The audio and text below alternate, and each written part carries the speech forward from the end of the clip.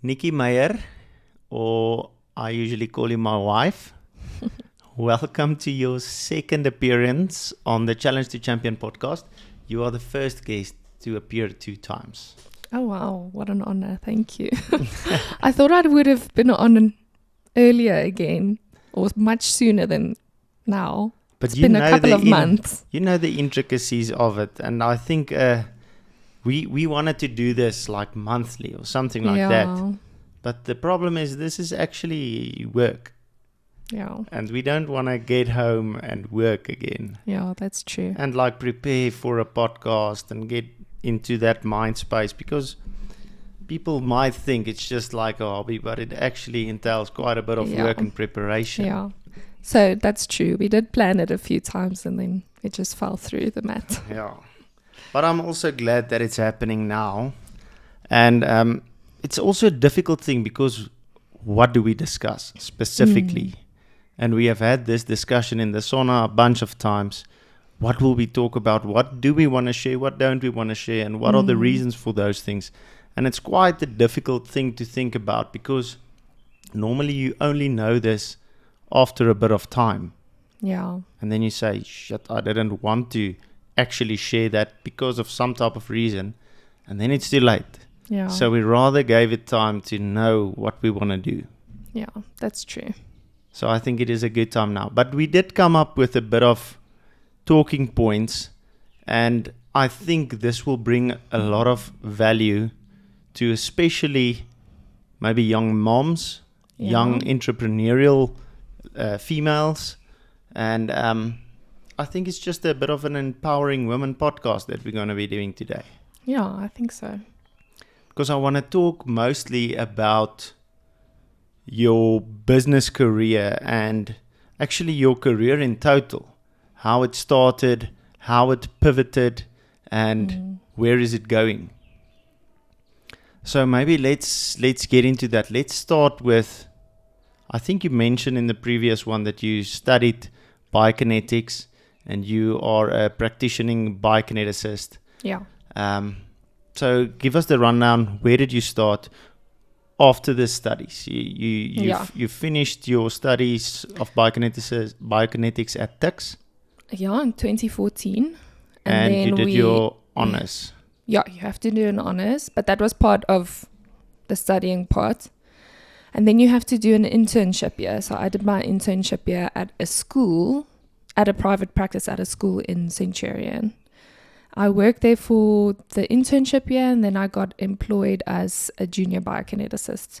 But I only stayed there for about 6 months, where I was then employed at another practice in a Virgin Active.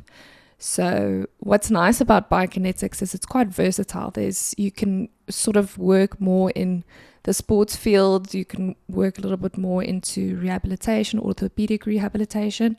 So I was sort of testing out what did I like. I really figured out quite quickly I didn't like the school setup. I think there are bios and physios that really enjoy the school practice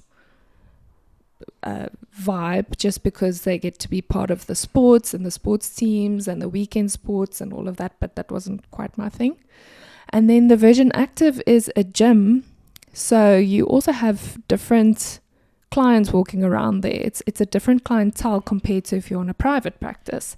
So I tested out the Virgin Active a little bit, and I did enjoy working there. The hours were a little bit rough, but that was my second job from there. And then I worked there for, I think, a year and a half. And by the end of my time that I was working there, you and I got married, 2018. Oh no, that means I still worked there for an entire year after that. But then we were married and we were starting to settle. And then I decided to open my own practice. So let's first discuss, now you're a biokineticist working at a Virgin Active. What do you do? So it's mostly rehabilitation, and it's physical rehabilitation. So it means that people get to you when they either have chronic pain or they have an injury or they've had a surgery. And basically they've done their physiotherapy, but they still realize that they have got some imbalances between that side that was injured compared to the side that's not injured. So usually it's people that are more active. They are very interested in getting their bodies back to 100% and not being afraid of doing the sport that they love for fear of re-injury or just being able to walk normal again. yeah, Because if you walk with a limp, you're probably going to injure something else. And then that's going to just cascade into something else. And that's just talking about injuries. Then we have people that have neurological diseases that we see. So Parkinson's and MS. Multiple sclerosis, those type of more neurological progressive diseases, if I can call it that. And then you've got people who have lifestyle problems, so things like diabetes type 1, type 2, or obesity, or high blood pressure, so any sort of cardiovascular illnesses and things like that as well. So we also work with more clinical populations like that. Yeah, and I think someone listening to this will think that I struck the lottery by being married to you and that you can literally just help me with all the aches and pains and stretches and all of those, but everything is so intricate with each type of thing, and it's not specifically that you can just cure me doing like home visits.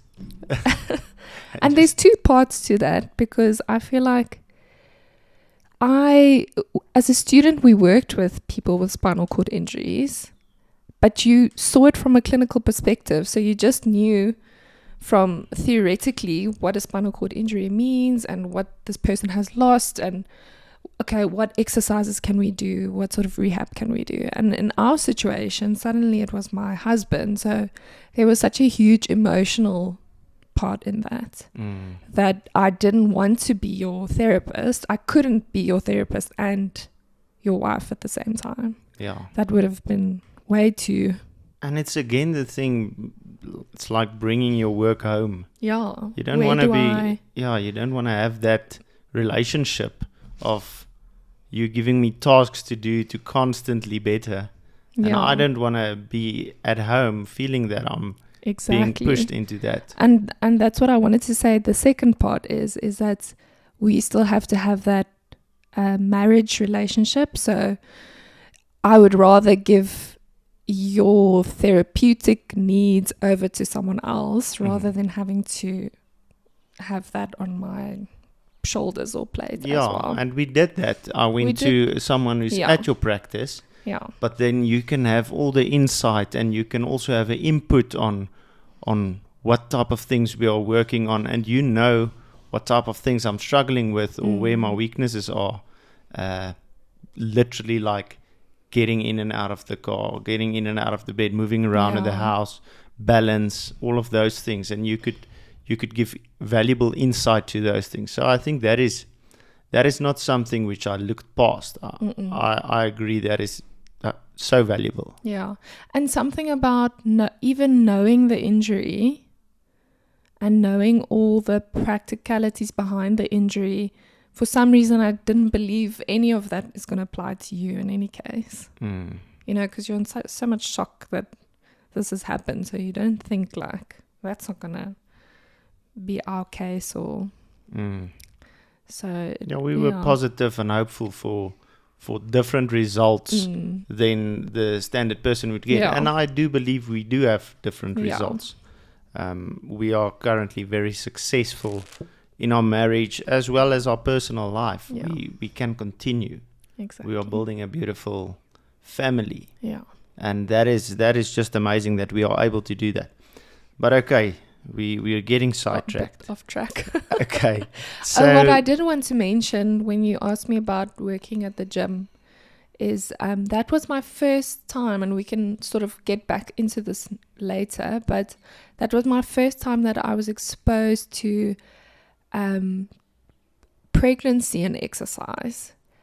So at the gym, I had to lead preggy exercise classes. And as a student, I think a lot of bios will agree with me, our our topic or our study on pregnancy as a topic is so limited. We probably have one class out of an entire subject of special populations that we focus just on pregnancy. And then they give you just a really basic rundown. So suddenly I was freshly a biokineticist and I had to lead this pregnancy class and I didn't know what I was doing. And I had 1 or 2 pregnant patients at the Virgin Active and I also didn't know what I was doing.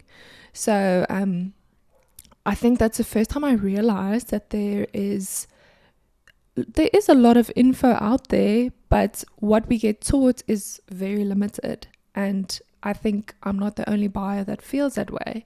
So then I realized there's probably a little bit of a gap in the market, if I can call it that, for specifically pregnancy and working with women. Yeah, and that is basically what you pivoted to. But before we get there, why did you want to become a biokineticist? What is the passion behind what you're doing, or the reason? It's going to sound very cliched. It's that very cliched answer of, I knew that I wanted to go into something that I was going to be useful to people, helpful to people. And I also knew that I wanted to go into something medical. So for me, it was either occupational therapy, physiotherapy, or biokinetics. When I was still staying in Hong Kong, there wasn't anything like biokinetics, because biokinetics is actually a South African created field. And it's still a very new field. It's new in the sense of it's not as old as physiotherapy or occupational therapy. So it's maybe 60 years old now. But we started it as South Africans and we've also taken it overseas. So there's now bio practices in England, in Australia, New Zealand, because they see the value of it. And it's almost like in America you get exercise therapists. And that's pretty much what we are. And so I didn't know what it was. I got to varsity. I was a first year student and we had an information session. And the prof said to us, "You from studying sports science, which was what I studied as an undergrad, you can go into biokinetics." And then I was like, what on earth is biokinetics? I've never heard of it before. And then gradually I got exposed to it by working at the sports centers and at the student rehab centers at LC de Villiers, which is in Pretoria, Tuks. Yeah. Okay, so you actually you wanted to have a positive impact. You wanted to help people, and I can attest to the fact that when getting an injury, you just want to get back to normal, or as close to normal as possible.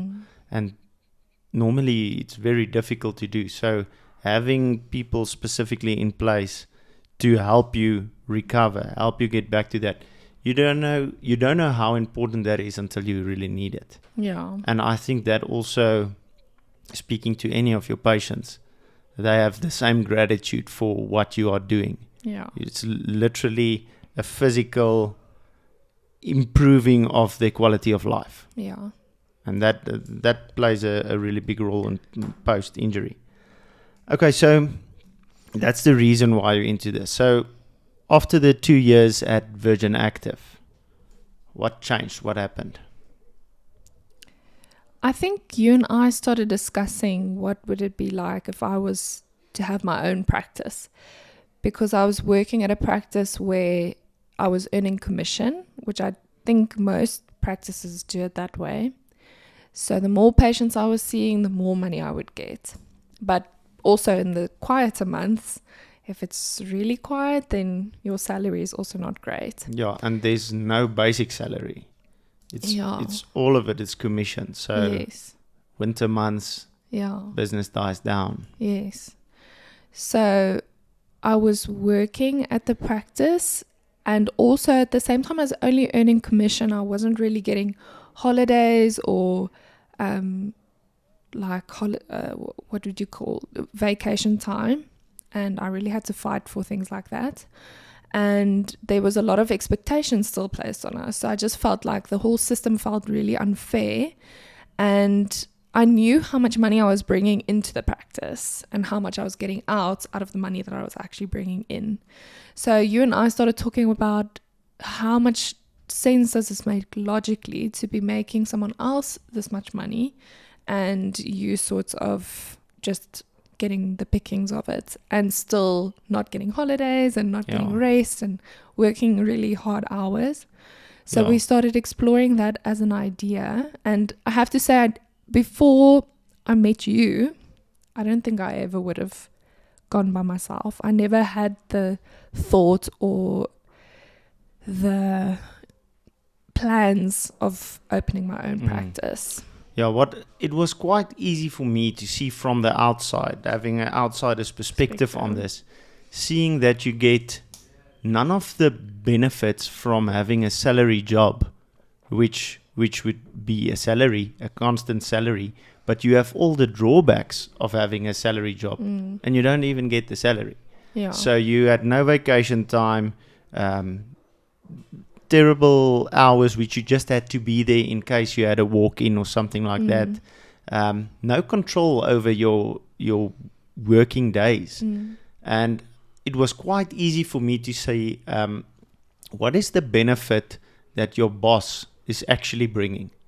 And if the only benefit is the contractual agreements that they have with Virgin Active or whoever that company might be, I thought that would be quite easy to replicate, especially in the modern age. If we only had the problem of marketing to solve, to get out of that type of problem, I thought that is a way easier problem to solve.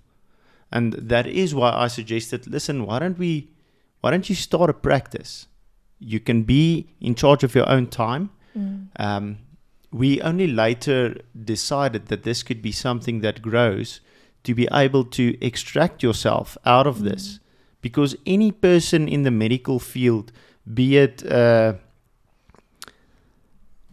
any type of doctor, if they are not working physical hours, they are not being paid. So we started thinking, how is this possible? How can we make it a business model? Yes, how can we make you an entrepreneur? Yeah.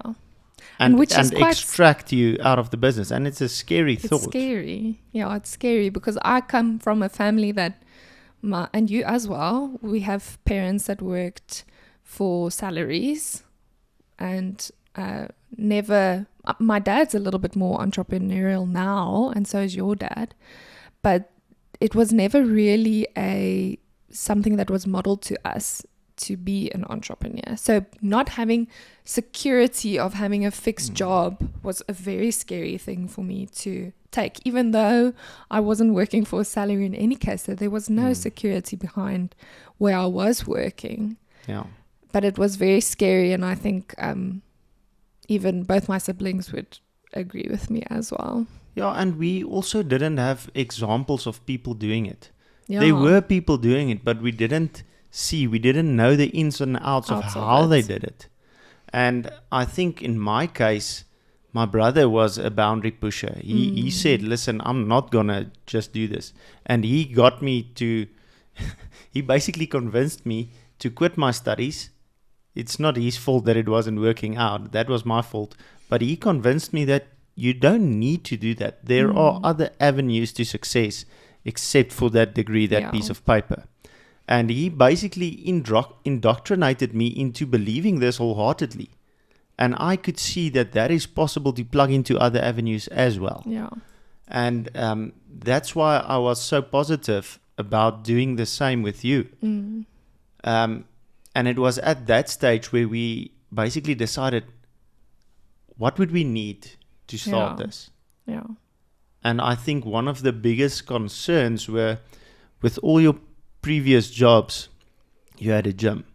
Yes. You were at a gym and you have the gym and you have that to use.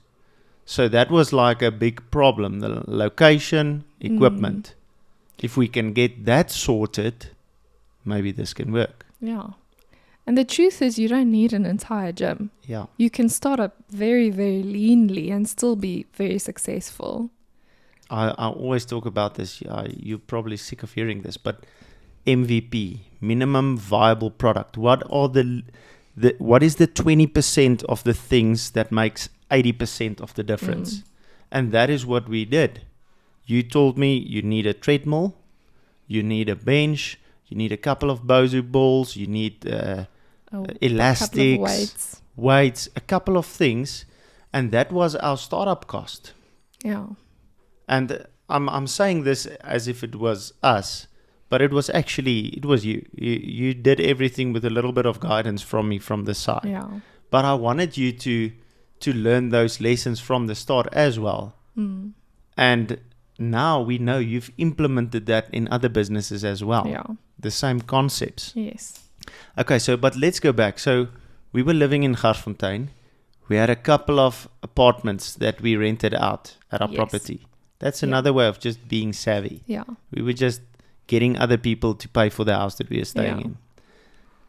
So we knew that the amount of income that flat brought was like 6,500 rand. So what I told you is, we can do this, but if you are quitting your job and we are putting out a tenant, we are taking away 2 payments. So this needs to make sense financially. Yeah. That business needs to be able to pay the rent, and of course, having that space close to home would be a benefit to your business. Well, that's what we thought at that stage. Yeah. But that having to pay rent, I think now I don't even think that it shouldn't have made sense to me that time. But you had to explain it to me, because you said to me, how can you prove that a business model works if you're not really going through the expenses, for example, as you would in a normal practice? Yeah, and we're funding it out of our pockets. Out of a pocket. So I have to pay rent, because if I go anywhere else, I'll be paying rent. So you have to sort of learn the ropes of business. If you've never really ventured there before, you have to learn about those subtle things that might make sense to someone else who's done it forever. Now I had to learn it a little bit from scratch. But yeah, you guiding me was definitely one of the things that helped a lot at the start. Yeah, guiding and pushing. Yeah. Because I want to get things done. Yeah. Let's do it. What are we waiting for? Yeah. But then you started a practice from that flat that was at our house. It was basically a converted garage. And you spent a bit of money investing into that business by buying a couple of things. We renovated a little bit, put a bit of wood flooring in and so on. And you bought like a small billboard type of thing that we put out in front. And you started marketing, you started creating videos, you started calling some of your older clients, which you know you had some good relations with, and you started a business right there. And that was basically profitable, not just taking over your previous salary, but it was not costing money month to month. Yeah. Do you think that motivated you to see, okay, this is something that can grow. This is something that is possible, because we were hesitant in the beginning. Is this working? Can this keep working? Yeah. I think that first year was really tough. I remember it being very quiet and also very lonely, especially because I was now used to coming from 2 practices where it was very busy. So at the school, there was always, so if it was during school time, then the kids would have been in class, but then there would be other patients and clients and everyone in the gym.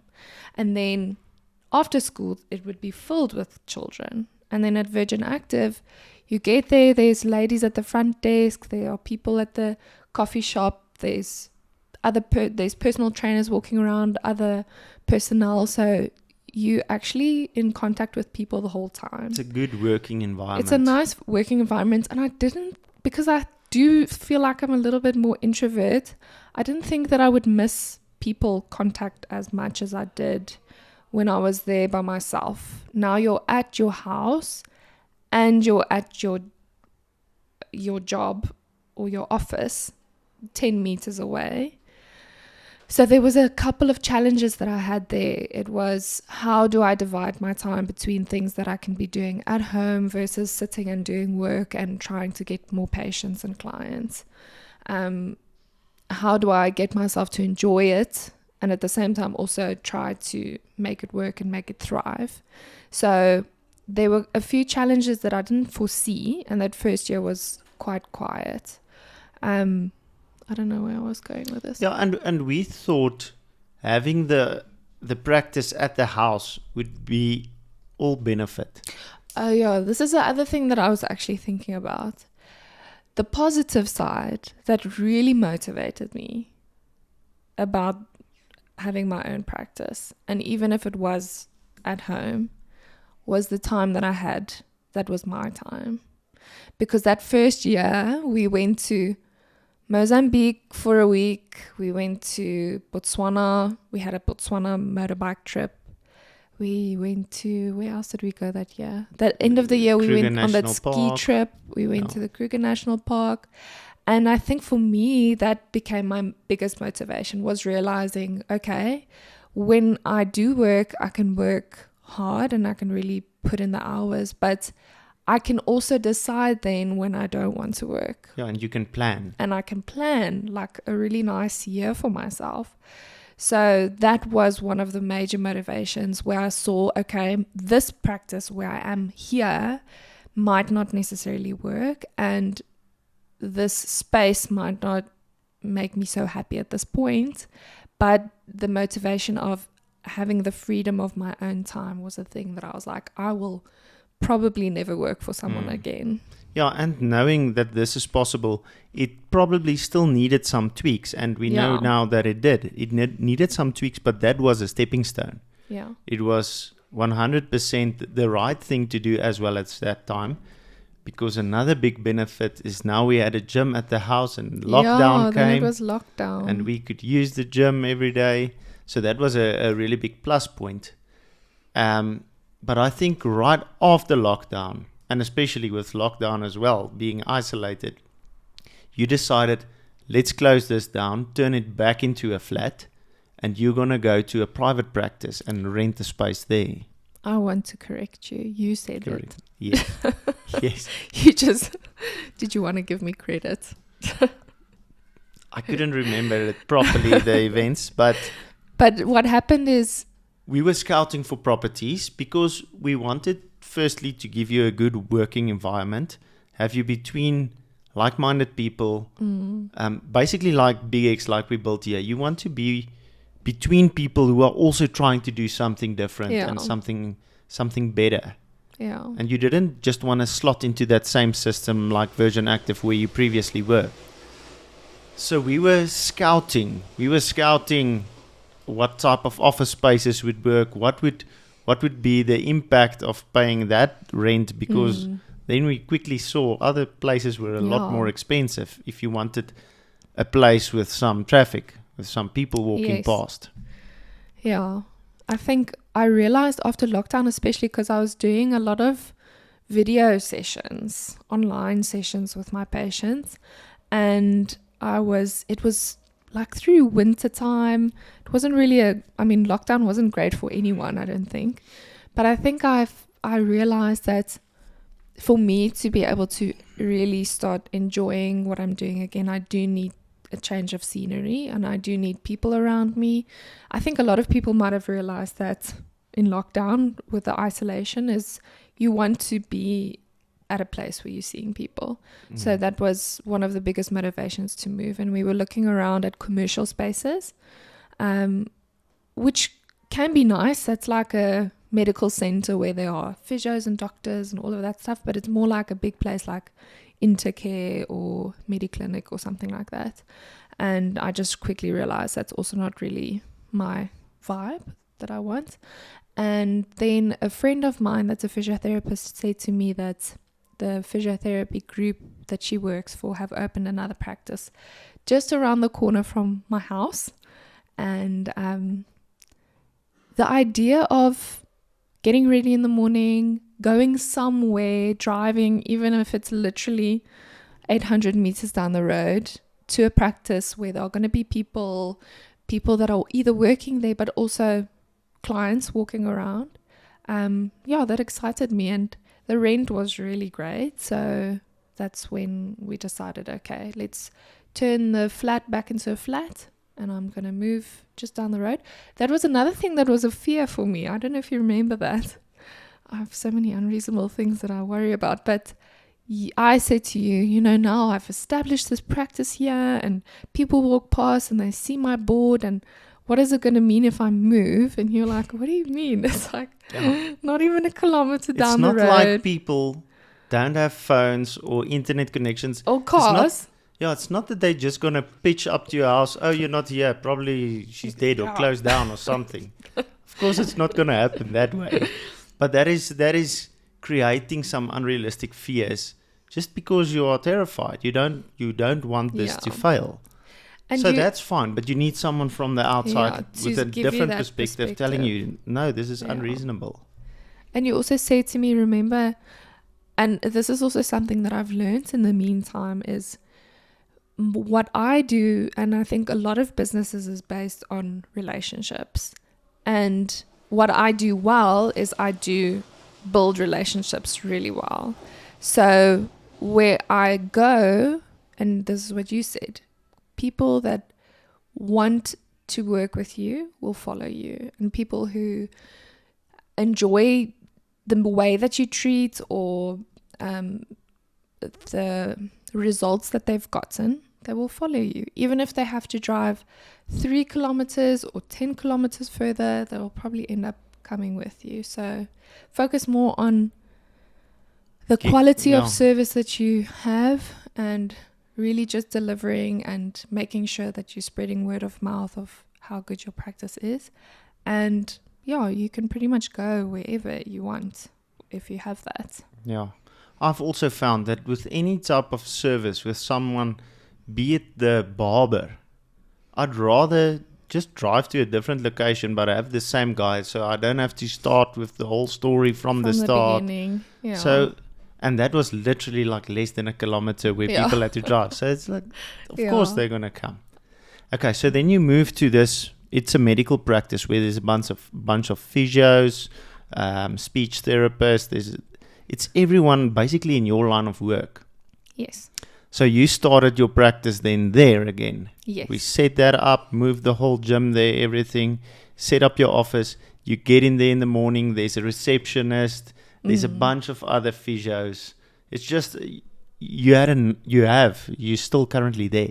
You have a nice working environment. Yes. And you go to work, and most of the time you still bring some work home. You need to do admin and that type of thing. But it creates the separation between work and home. Exactly. Yeah. And that is something that we suggest to someone.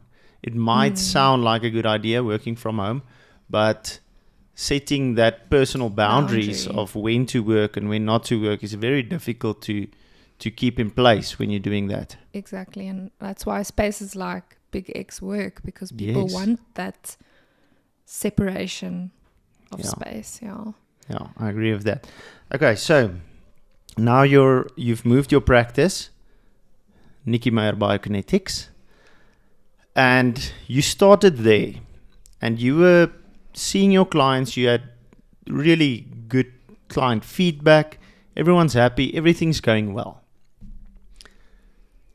What happened then is we decided we would like to get pregnant and start a family at some time.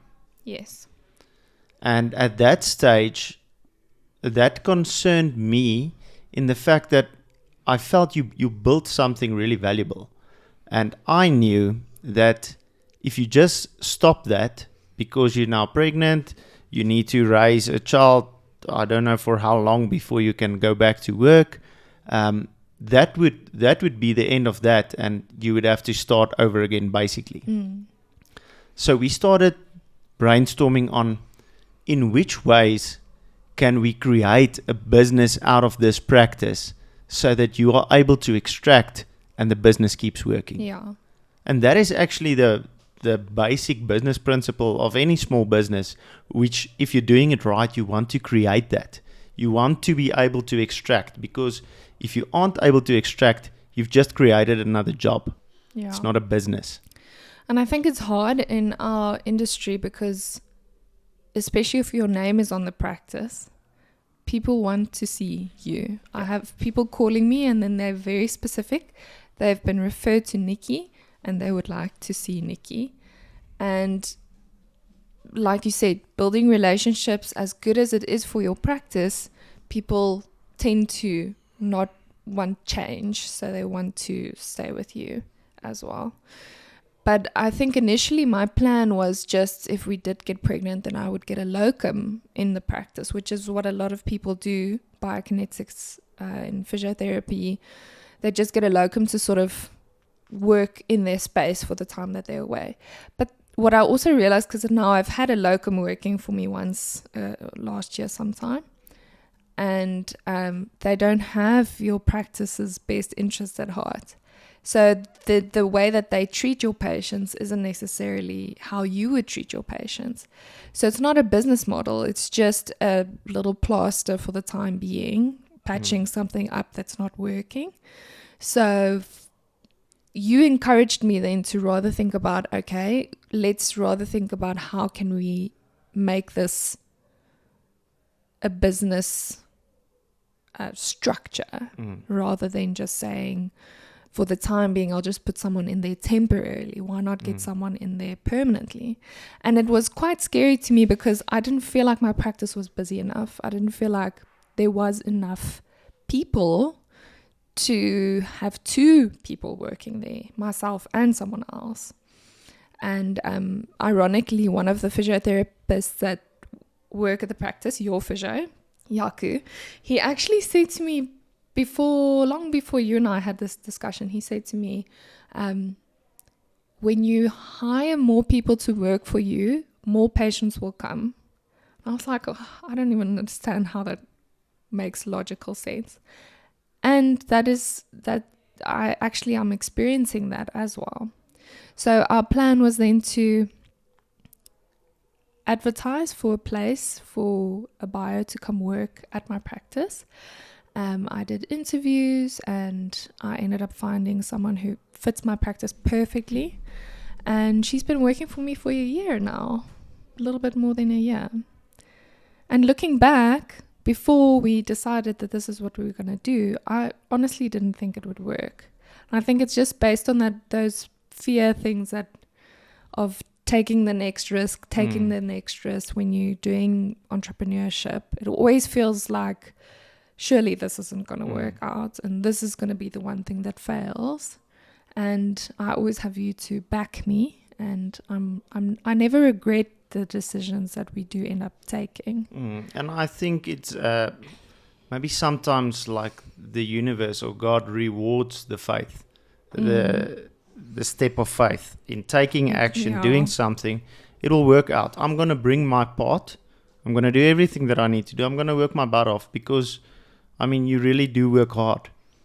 And that then being successful, you think, it just worked out by some way. And you put in the work. You still worked hard. You put in the work and you did take the step of faith. So that was really cool to see, because a lot of these things that I tell you, I'm not 100% convinced of. I know it should work, but it's not. I can't give you a contract saying this is going to work. Sign here. No, it's a lot of times it's a gamble, but I think a lot of gambling and risks are worth taking because the potential outcome, if it does work, is the benefit is massive. Yeah. So I think the risk is worth it. Yeah. And that is what I wanted for you and your practice as well. Okay, so then you appointed Bridget, who's now working with you as well. And I think we got a bit of this business plan from your previous bosses. Mm-hmm. And the fact is, their business plan wasn't terrible. It was just a bit skewed to benefit them only. Yeah. And I think your work ethic and just your moral ethics are in such a way which you don't want to have it lopsided. You know how it is working for that person that just takes and doesn't give anything. And you basically now doing it reverse. You're giving more than you're taking. because you know the benefit you are receiving from them. Yeah. And I think that co-worker relationship is tremendously important. And that is basically the crux to your success. Yeah. That is the thing that enables you to be successful in this way. Yeah, because your employees also have to be happy. And I can't speak from experience just because I've only ever had one employee, but I've been an employee. Yeah. So I've been in practices where the turnover of employees is so quick because they're desperate for work in the first place, so they take the job not knowing how skewed it is not towards them. And then eventually they see, or very quickly they see, okay, this actually doesn't work for me. So I was in those situations, and when we sort of were discussing about me opening a practice, that was the first thing in my mind I thought I would do differently, is if I have an employee, really being reasonable with their requests and with their salary or with their commission, and trying to make it like a team type of effort instead more of co-workers rather than boss and employee. Yeah. And I think I like thinking that I am in charge, but at the same time I don't want to be the tyrant You authority. are not tyrannical at all, and I think you bounce a lot of your ideas off of Bridget, and you have a good co-working relationship. And you also value her inputs. Yes. She's very qualified in what she does. Back to previously what you said about, if your name is on the door, the people want to see you. Yes. But what I do think about that is people build trust with Nikki Meyer. So the same way they trust you when that causes that they want to see you. But with that same trust, I think people believe you when you say, listen, you're going to be in good hands with Bridget. Yes. I would not send you, I would not put my practice's name on her name if I didn't trust her. Exactly. And I think by creating that type of model, it is able to refer people to Bridget. Yeah. And that is by building trust with your client base. Yeah. And with everyone referring you as a biokineticist. Yeah. And that's not even just me saying anything just for the sake of saying it. I do genuinely trust her. And so I think having an employee for the first time, and her specifically being my employee for the first time, I've really gotten quite lucky with that, because she is highly qualified, and it's really been a breeze to have an employee for the first time that is so qualified and so capable, and I can just hand over to her and I can trust her with each and every patient. So when I say that to people, I think maybe the honesty behind it actually comes through quite clearly, and it's not me just rubbing someone off on her. It's me being 100% truthful about it.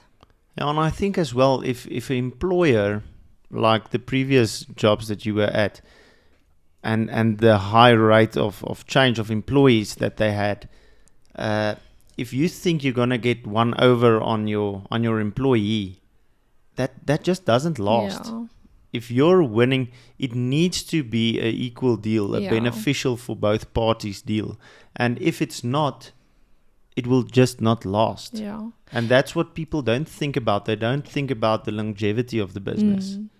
And the fact that you're still going to need an employee in a year's time. Yeah. And you're going to have to retrain that employee. You're going to have to teach them the ropes, the ins and outs. Yeah. So it would be more beneficial just to get someone in the job, value their input, reward them for what they do in a good way.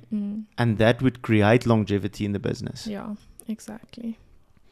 Okay, so that is the one part which you created, an entrepreneurial pursuit. You really created a business out of a job. Okay, and then after that, you decided you want to narrow down on a niche. And I think that is really valuable for most businesses. Some businesses can't really do that. But in your business, you want to become an expert in a field. Yes. And I think that's valuable. That is one of the ways also to increase the amount which you charge for anything is by being a specialist. Yeah. And how did you do that?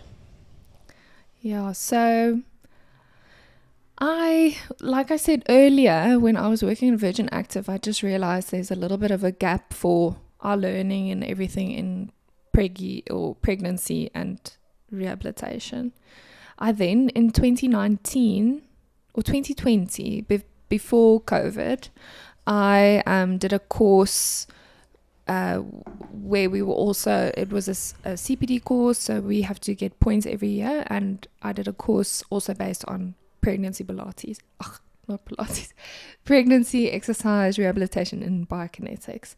And even after that course, I still felt like I didn't learn new things. Like I knew pretty much all the stuff that I knew that we learned that weekend. It was insightful. It was nice. It was nice to see that there are other bios that are trying to expand the field as well.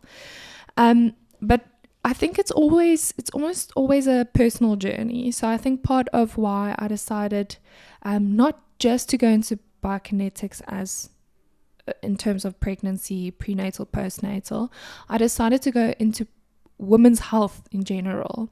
And the reason why is just before Bridget started working for me, for some reason, I had quite a few women patients, and they were older women patients, and they were coming to me because their bone density was low and they were menopausal and they needed to start exercising, and very committed on trying to improve their health and their physical well-being.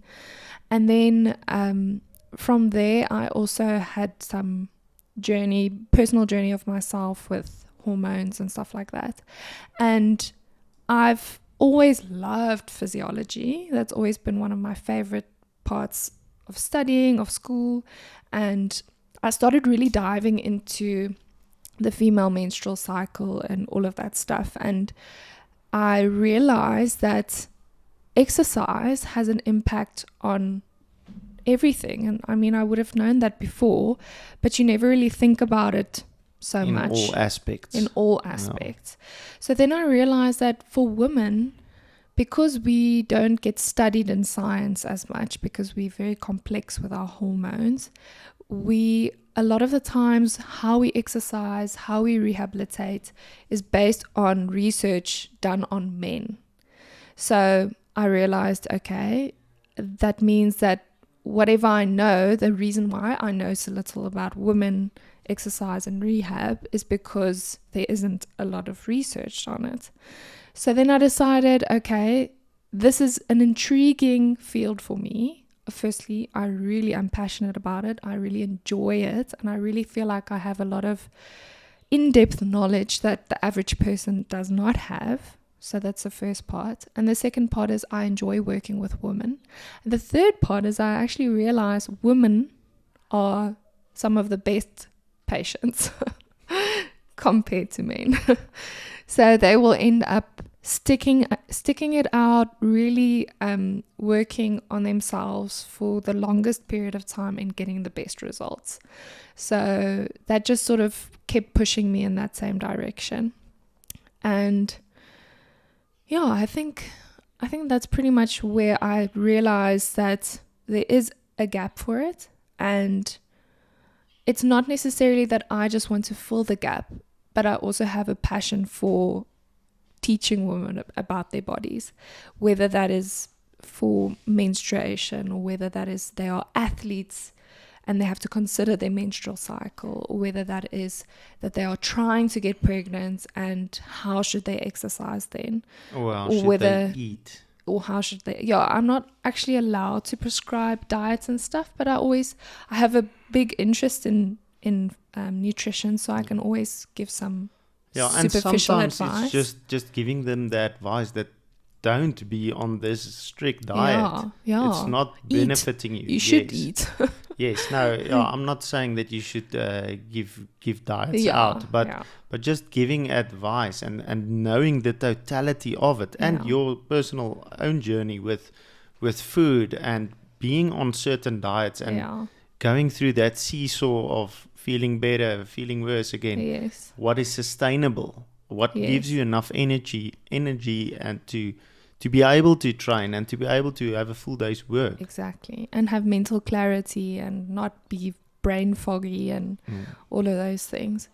So then also working with patients that have certain female related conditions like endometriosis or PCOS.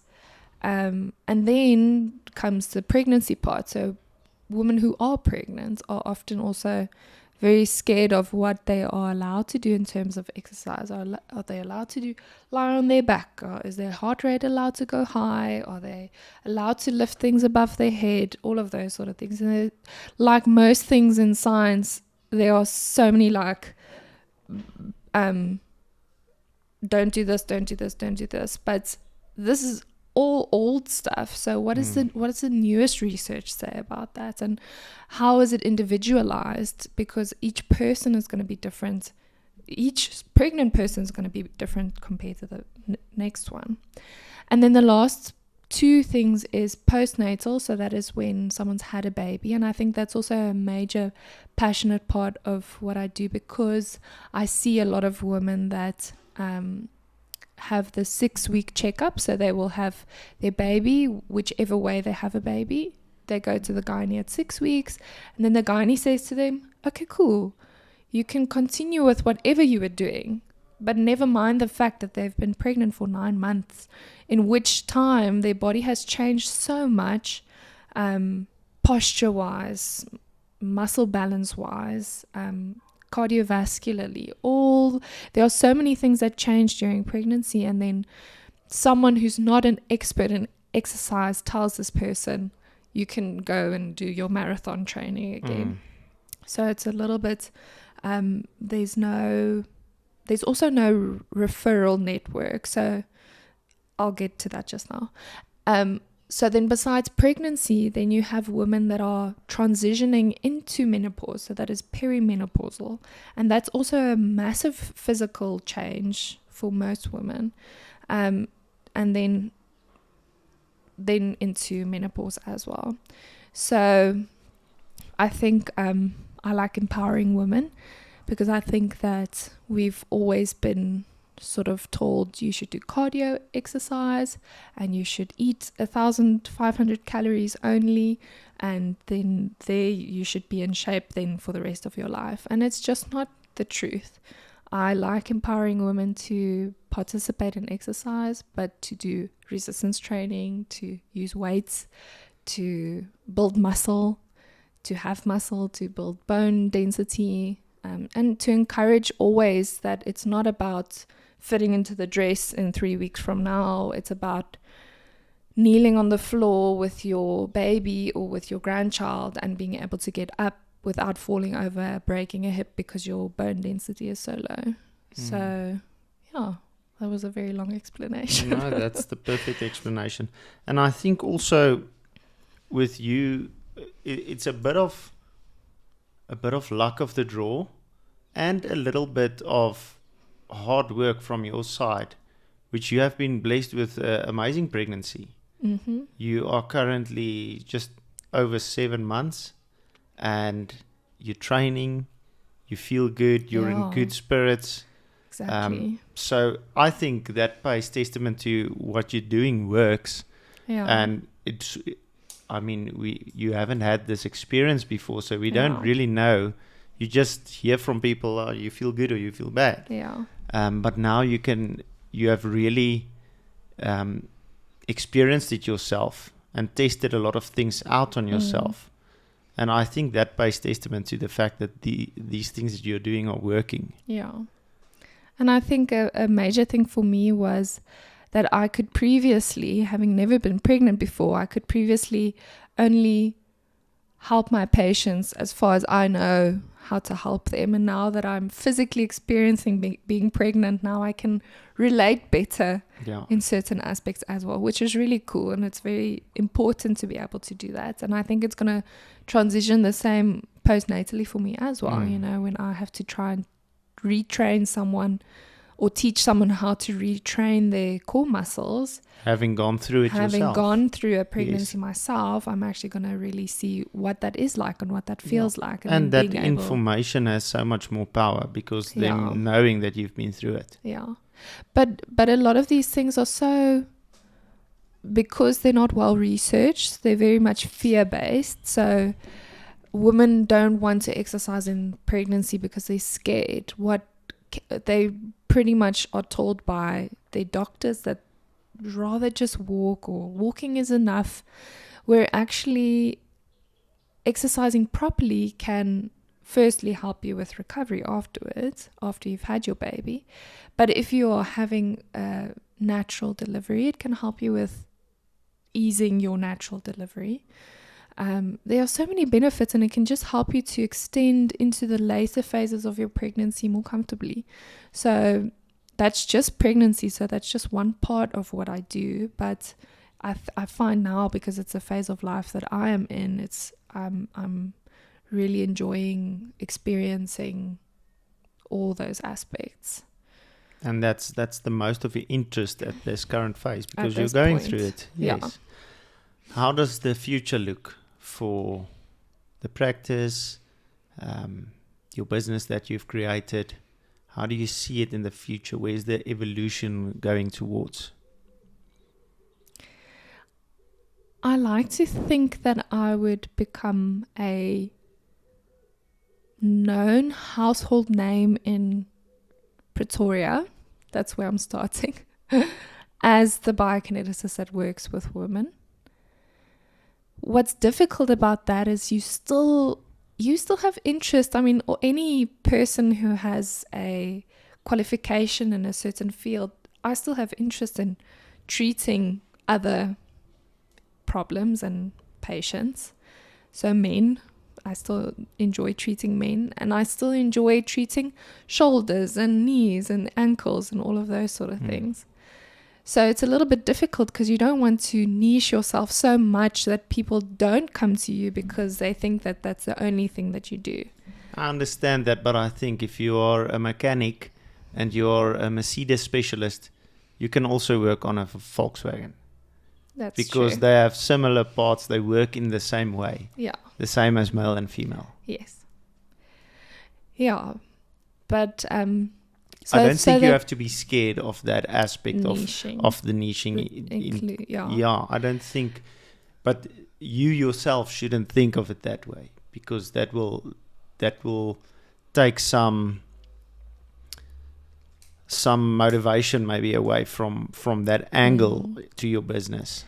Yeah, I'm trying not to. So how I've decided to approach it is to think, okay, if I would like to, me as myself, niche myself in the way that I practice into just being a woman's, I don't want to say the word women's health because that always sounds a little bit weird to people, but a woman's focused biokineticist. If I can do that for myself, and whoever works for me, I'd like to educate them. So if my role is then for them to learn more about women's focused biokinetics, then I feel like I'm heading in the right direction. Yeah, the practice doesn't have to be women orientated. The practice itself doesn't have to be only women orientated, yeah. But you as specialist. Yeah. That makes a lot of sense. Yeah.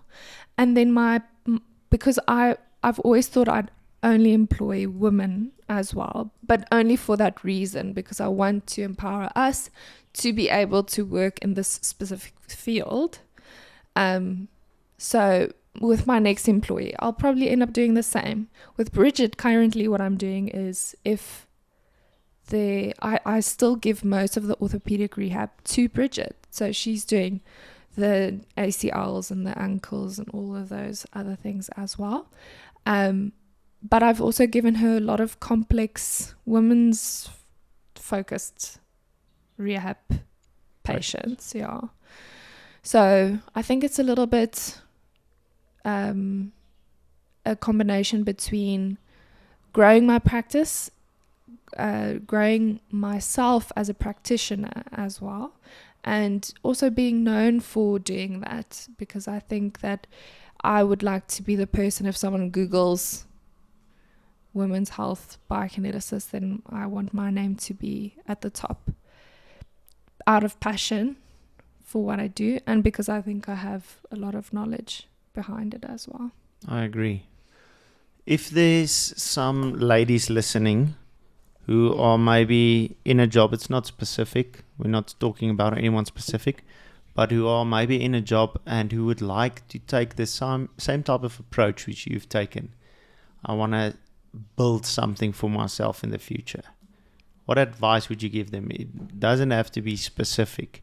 It can be just an open-ended statement, something like that. What advice would you give someone who's a bit scared of starting their own thing?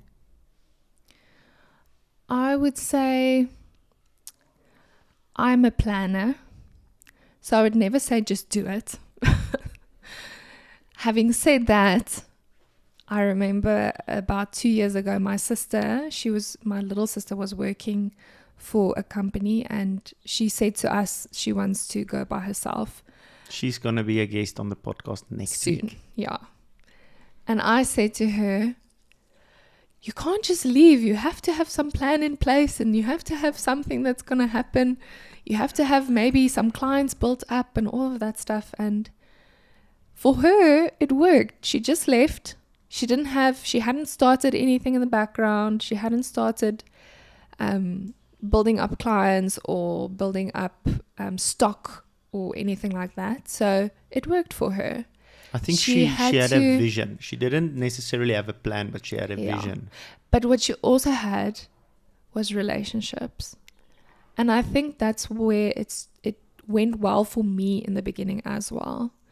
So when we move from one practice to the other, we're not allowed to take patients. So I think you said earlier, I called a couple of clients, and I never did. What I had was relationships. So I had the tennis coach that I worked with, he was one of my patients at the previous practice. But he'd actually asked me, can I be part of the tennis club and do like prehabilitation? So just to prevent the children who are now ages 8 to 16, 18, like lower school, high school, to prevent them from getting injuries and to really help them with their training in season and out of season. So that relationship gave me a really good basic income at the start, just because of a relationship that I had with this tennis coach. So when I started my business, I utilized that relationship. Then the other relationships from previous patients, although I didn't, so I'm not allowed to contact them and bring them over to my practice. But if they contact me, because it's where they want to spend their money and where they want to spend their time. Yeah, and they don't want to go with the new biokineticist. They want to go with the person that they like. So then I had a couple of patients that had contacted me. And for that reason, I think if you are thinking about something like moving, changing jobs, or starting something new, one of the biggest things you have to consider is who do you have relationships with that can possibly open some doors for you. I think that's one of the second biggest things. So I'd say do some planning, do some homework. What are the basic things that you need to get started? And like we said earlier, it can be lean. It doesn't have to have that you rent an entire kitchen if you want to start baking cookies or something like that. Start from your house, from your own kitchen, and doesn't you don't mean have to impress anyone. No. I started this podcast with literally just a phone. Yes. Just a phone. Let's just do it. Yeah. When you get some momentum, the other things will find its way towards you. But they definitely won't find their way towards you if you didn't start. Yeah. So maybe also another piece of advice is don't quit the job, but start the thing on the side. If you can. Yeah. I mean, if it's the same type of job, it's not going to be as easy because you're going to get into some legal difficulties. Yeah. But we're not telling anyone what to do. We're just inspiring. Yeah. it is possible. Here's a very good story of someone who did it. Yeah. You will also be able to do it. Plan your way out, plan your escape. Yeah. But it is, if you want freedom, it's probably necessary to do that. Yeah. And don't think it's going to be a lot easier for working for yourself. It's you're not gonna have a lot of extra time. Yeah. But forget about it, because now you're the go-to person for everything. Yeah, and that's one thing that you have to consider, because I think a lot of people think if they go work for themselves. I said earlier that you have more charge over your time, which is great. But the fact is, even if you can decide when you take holidays, you also have to be really committed. I have to sit my butt down now and do work for 3 hours, or I can sit and watch TV for 3 hours. But you have to make the harder decision to actually put into your work the whole time. You get a lot of power, you become in charge, but you're also responsible. You're responsible for everything. If you didn't take charge and didn't do the thing that you needed to do, you're going to pay for that. It's going to come on your shoulders. Yes, yeah. And that's all right, because sometimes you say, I'm willing to take the repercussions of this action because I want to go on holiday now. I know for the next week or two after that, we'll be paying for this. But that is a payoff I'm willing to take. So I think that is very valuable. I think there's one more thing that I would say. And that's also something that was a bit of a barrier for me at the start, is to use the platforms that are free, that are available to everyone, to the best of your advantage. So, for example, when I first started, it was one of the worst things for me to have to make videos and stuff for social media. And luckily, social media is now at a point where we can utilize it for business. And I think most people do. And there are still people that don't want to, or that are afraid to do it. And this little sister of mine as well, it's the same as we said to her in the start as well. You know, really just make yourself known. If people are going to start recognizing you by your social media, and so besides the relationships that you've built in person, you're sort of building a name that's just out there. And you always like to say this, you have to be top of mind. So that means that if someone needs a bio or a woman's focused bio, they're going to think, oh, they actually saw this post of this person a couple of weeks ago, and then they'll think of you. And that's just because you are trying to keep yourself in people's top thoughts. Of mind. Yeah. I think it's free, but you're paying in discomfort, because you're discomfort and time. Yeah, but the time, probably if you're starting something, you have time. Time is the one thing you have. You don't have money. So you're putting yourself out there, and it doesn't feel good, but you need to do it. Yeah. You need to do it. And when you go back a year from now and look at that, you will cringe, but that's okay.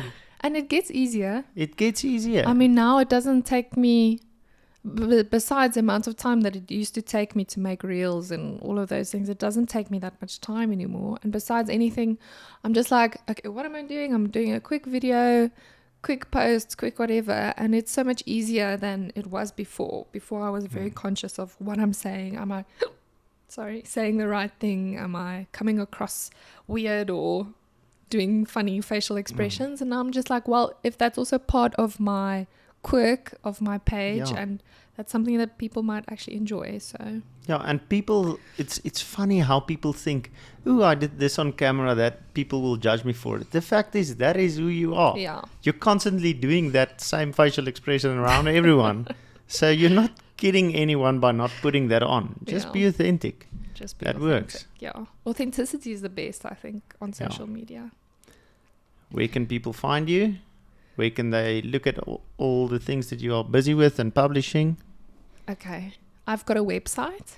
My website is www.nmbiopretoria.co.za. I have a booking page on my website. So if you want to make a booking, you can book there. My number is also everywhere. So my number is on social media. It's on my website. My social media page is Nikki Meyer bio.